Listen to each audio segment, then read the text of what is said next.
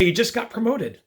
Congrats. Moving into a leadership role can be an exciting and fulfilling career step, but it can also come with its share of complications.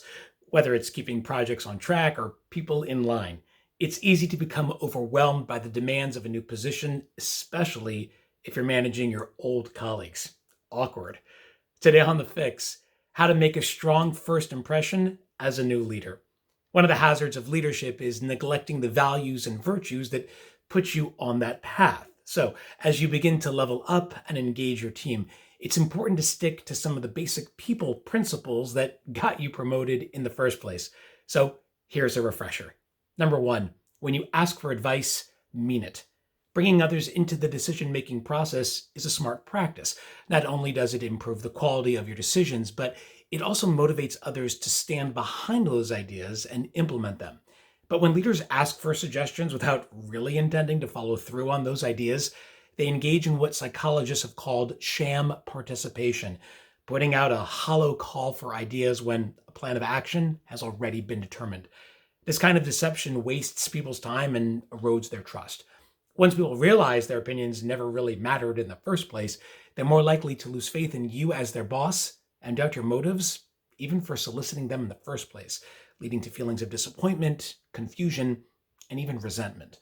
To show your good intent, be upfront about the decision-making process.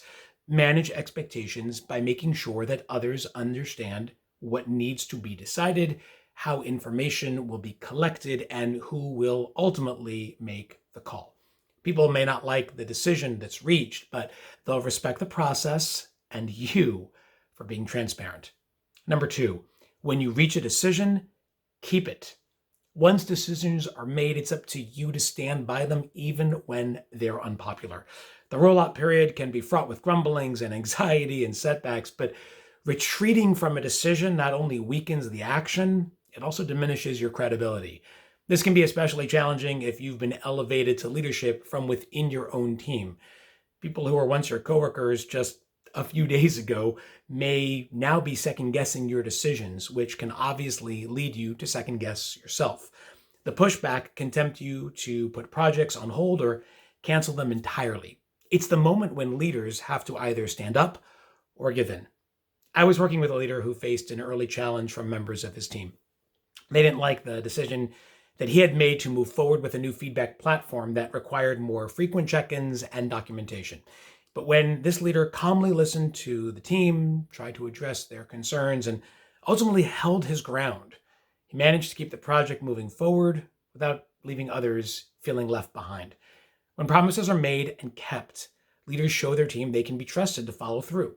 If new information emerges later on, decisions can always be revisited, but not from a position of weakness, but one of strength and sensibility. And finally, number three, when you pledge an action, do it.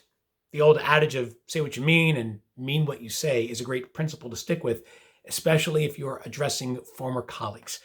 Making a decision is not a substitute for taking action, and the sooner ideas are put into motion, the better. Once you've set a course in motion, it's time to see it through. When there's a delay, that creates an opening for people to wonder and to worry.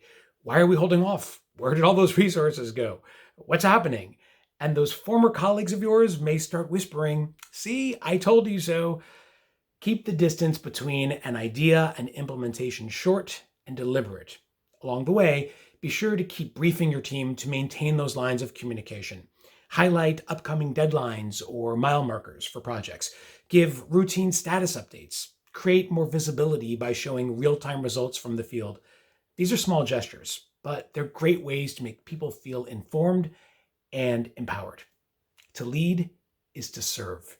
When you take just a little bit of extra time to make sure that the people around you, especially those with whom you've got a long-standing relationship, feel served by clear messaging, consistent decision-making, and candid communication, you'll get better results for your team and yourself.